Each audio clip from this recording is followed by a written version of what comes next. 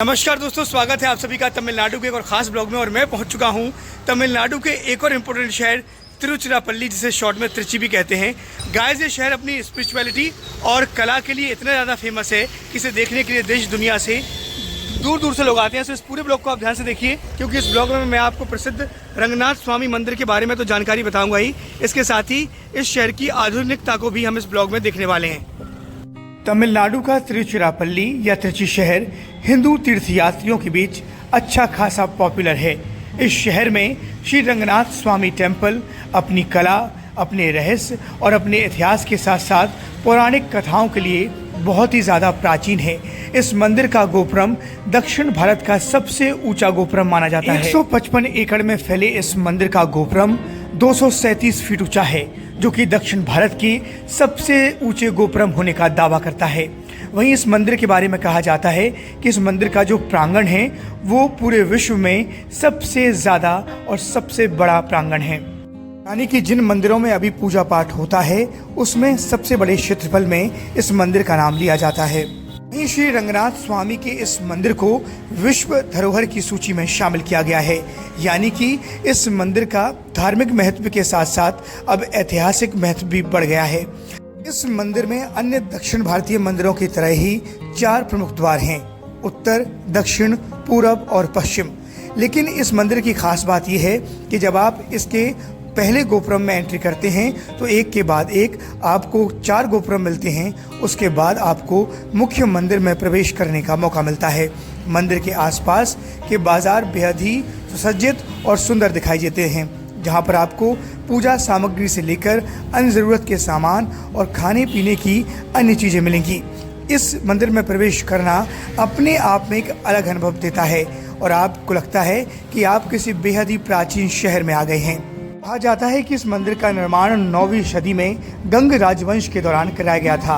हालांकि 15वीं, 16वीं और 17वीं शताब्दी के आसपास भी निर्माण की कई बातें कही जाती हैं। हालांकि प्राचीन कहानियों की माने तो प्राचीन किंवदंतियों के अनुसार ये मंदिर रामायण काल के से भी ज़्यादा पुराना है। यहाँ भगवान विष्णु राम के रूप में विराजमान हैं, जिन्हें रंगनाथ स्वामी कहा जाता है। वहीं माता लक्ष्मी को रंगनायकी कहा जाता है। मुख्य रंगनाथ स्वामी मंदिर भगवान विष्णु को समर्पित है, जिसमें वो शयन मुद्रा में लेटे हुए हैं। उसके दर्शन करने के बाद बगल में ही आपको माता लक्ष्मी का मंदिर दिखता है, जिन्हें रंगनायकी कहा जाता है, और आप माता लक्ष्मी के दर्शन करते हैं। इसके अलावा भगवान राम, कृष्ण समेत अन्य देवी देवताओं के मंदिर हैं, जो कि संपूर्ण बड़े से प्रांगण में फैले हुए हैं। वहीं आपको बता दें कि दिसंबर और जनवरी में करीब 21 दिन तक चलने वाला रंगनाथ स्वामी उत्सव इस मंदिर का मेन उत्सव है। वहीं दिवाली के दिन भी यहाँ पर एक बड़े उत्सव का आयोजन किया जाता है।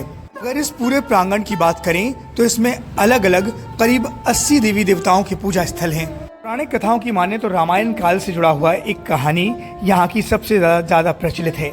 कहा जाता है कि भगवान राम जब रावण को हराकर और लंका जीत कर तो उन्होंने इसी जगह पर लंबे समय तक आराधना की थी, और विभीषण को इसी जगह पर भगवान राम ने विष्णु के रूप में दर्शन दिए थे। वहीं ऐसा भी कहा जाता है कि भगवान विष्णु के प्रमुख 108 मंदिरों में से एक मंदिर ये भी है, जिसे श्री रंगनाथ स्वामी मंदिर कहा जाता है। वहीं इस संपूर्ण मंदिर का निर्माण द्रविड़ियन शैली में कराया गया है, जिसकी झलक आपको साफ तौर पर दिखाई देती है। मंदिर के बाहर कई बाजार हैं जहां से आप खरीदारी कर सकते हैं। वहीं ऐसा भी कहा जाता है कि यूरोपीय वेटिकन सिटी से भी बड़ा इस मंदिर का परिसर है। और दोस्तों, मैं आपको यही कहूँगा, अभी तक मेरी दक्षिण भारत की यात्रा में मैंने जितने भी मंदिर देखे हैं उनमें सबसे बड़ा यही मंदिर है। तो आपको एक बार अपने जीवन में इस मंदिर के दर्शन ज़रूर करने चाहिए। इस मंदिर में आप कैसे पहुँचें तो मैं आपको बता दूं कि इस मंदिर में पहुँचने के लिए तिरुचिरापल्ली सबसे बड़ा शहर है। यानी तिरुचिरापल्ली शहर के लिए आपको एयरपोर्ट और रेलवे स्टेशन दोनों मिल जाएंगे। वहीं यहाँ पर पहुँचने के लिए रोड कनेक्टिविटी भी गजब की है। तो आप जब भी अपनी दक्षिण भारत की यात्रा का प्लान बनाएं तो उस ट्रिप में इस मंदिर को ज़रूर शामिल करें। ये मंदिर इतना बड़ा है कि इसमें घूमने के लिए आपको ऐसी गाड़ियों का इस्तेमाल करना पड़ता है। और अब आप इस मुख्य मंदिर के दर्शन कर लीजिए, जो कि भगवान विष्णु यानी रंगनाथ स्वामी को समर्पित है। वहीं इस मंदिर के अंदर बना करीब 1000 खम्भों का ये हॉल काफ़ी ज़्यादा आकर्षण का केंद्र रहता है।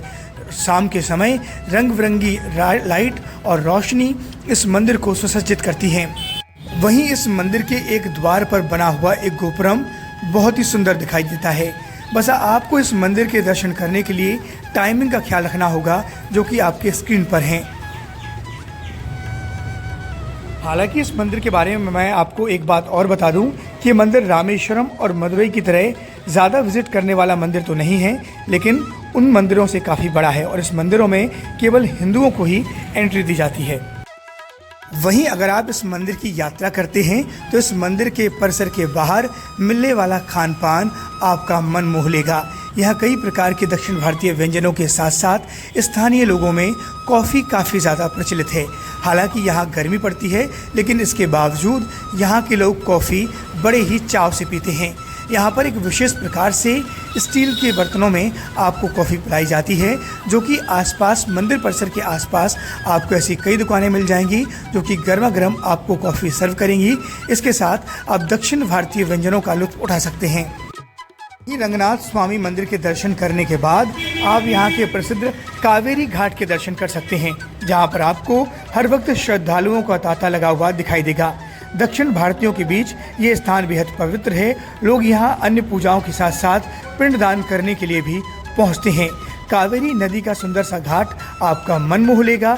आप यहाँ सुबह के वक्त स्नान से लेकर शाम के वक्त कुछ वक्त बिता सकते हैं। और दोस्तों आपको बता दूं कि जो श्रीरंगम टेम्पल है वो एकदम टापू के बीच में बसा हुआ है। श्रीरंगम इस जगह का नाम है। यानी आपको जो दिख रहा है, यहाँ से भी आपको कावेरी नदी हुई निकलती हुई दिखाई दे रही होंगी और वहाँ से भी। तो यहाँ के जो आसपास के लोग हैं उन पिलग्रिम्स के बीच में जगह काफ़ी पॉपुलर है। लोग अपनी अपनी पूजा पाठ कराने इस जगह पर पहुँचते हैं कावेरी के किनारे। तिरुचिरापल्ली सिर्फ मंदिरों के लिए ही नहीं बल्कि अपने किलों के लिए भी फेमस है। यहाँ का सुंदर सा रॉक फोर्ट आपका मन मोह लेगा। रॉक फोर्ट त्रिची की सबसे ऊंची इमारतों में से एक है। यहाँ से आप इस सुंदर से शहर का पूरा नजारा देख सकते हैं। इस किले का निर्माण 83 मीटर ऊंची चट्टान पर किया गया है और स्थानीय राजाओं से लेकर मुगल और बाद में ब्रिटिश की सैन्य छावनियों के रूप में इस किले ने काम किया। आज ये पर्यटकों के बीच में मुख्य आकर्षण का केंद्र है। वहीं इसके पास में ही कावेरी नदी का जल आपका मन मोह लेगा। इसके अलावा तिरुचिरापल्ली अपने टेक्सटाइल हब्स और अपने शैक्षणिक संस्थानों के लिए भी फेमस है, इसमें मुख्य रूप से NIT त्रिची शामिल है। सो दोस्तों, आई होप तिरुचिरापल्ली का ये ब्लॉग आपको पसंद आया होगा। और अब बढ़ रहे हैं तमिलनाडु के एक और इम्पोर्टेंट शहर तंजावुर की तरफ, जो कि बहुत ही इंपॉर्टेंट शहर है, एक कल्चरल हब है। आगे आपको दिखाएंगे तंजावुर का blog. So guys keep supporting, और जिसने भी चैनल अभी तक सब्सक्राइब नहीं किया है गाइस, सब्सक्राइब कर लो।